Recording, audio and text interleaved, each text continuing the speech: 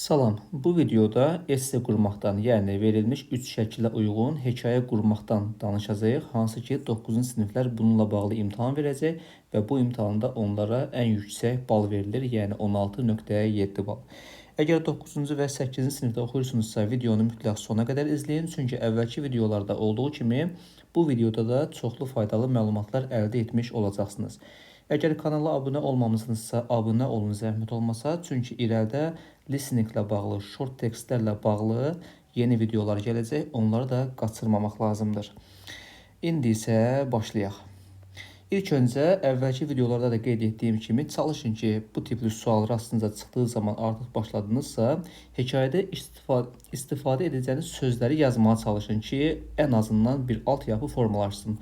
Şəkilə baxaq, 3 şəkildir. Hansı sözləri istifadə edə bilərik? Məsələn, şəkildə bir oğlan var, oğlana Tom adını verdik. Daha sonra nə yazmaq olar?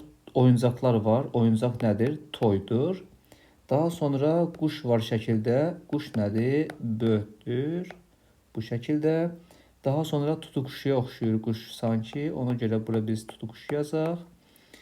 Daha sonra ata var şəkildə. Ata sözünü yazırıq. Fazə. Dəddə yazmaq olar bura. Daha sonra ata burada mağazaya giribdir. Heyvan mağazasına, yəni pet shop. Bunu da yazaq. Oğul atasını qucaqlayır şəkildə. Qucaqlamaq sözü haqq sözüdür. Daha sonra qəfəs sözünü yazmaq olar. Cage. Baxın, bunu əvvəlki videolarda demişdim. Siz bu sözləri artıq yazdığınız zaman, yəni ingilis dili bazanız var, sözlər yazmışsınız, hekayə quracaqsınızsa, bu sözlər sizə hekayə qurmağı daha da yaxınlaşdıracaq və belə deyim, gözünüzü açacaq. Bəlkə də yadınıza düşmədiniz, hekayə quranda yadınıza düşməyəcək sözlər bu şəkildə beyninizdən keçmiş olacaq və unutmamış olacaqsınız. Çalışaq hekayəni quraq.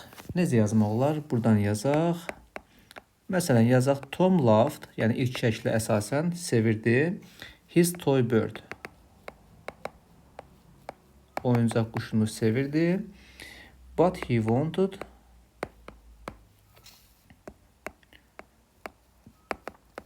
a real one. Yəni real birini istəyirdi, amma bir saniyə.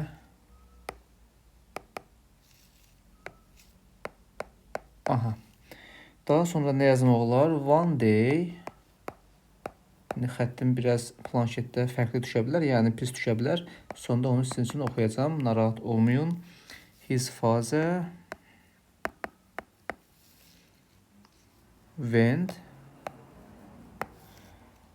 to the pet shop.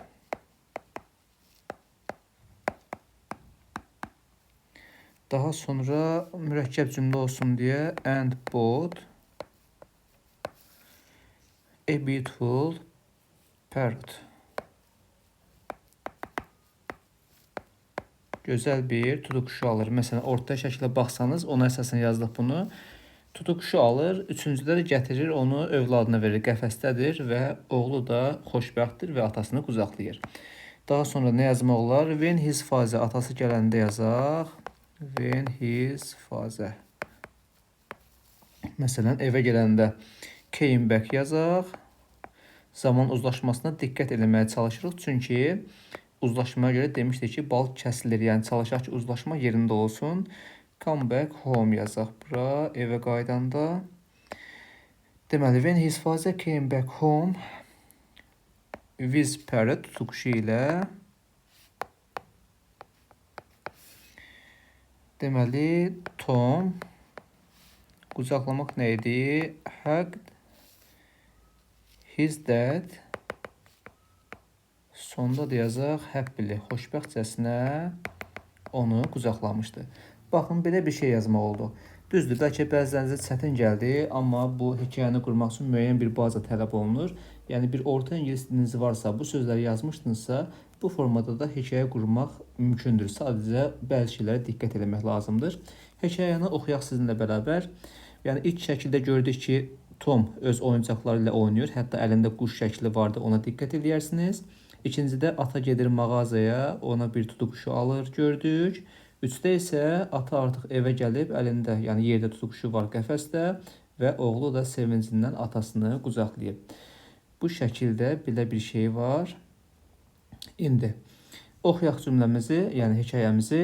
Tom loved his toy bird, but he wanted a real one. One day his father went to the pet shop and bought a beautiful parrot.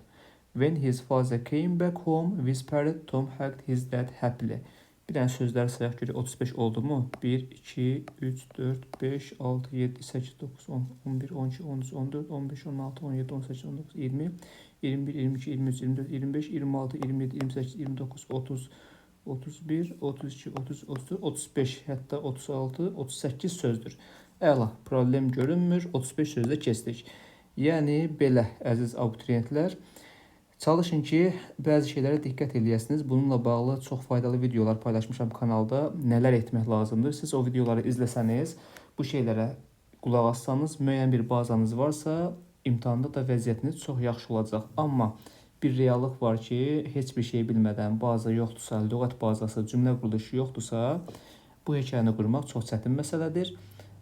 Və qurarkən də çalışın ki, o əvvəlki videoda sadaladıqlarım, yəni 10 dənə təqribi maddə saymışdım ki, onlara gərək ki, diqqət eləyəsiniz. Çünki onlara diqqət etmədən hekayədən tam bal almaq imkansızdır. Əvvəlki videoları da izləməniz məsləhətdir.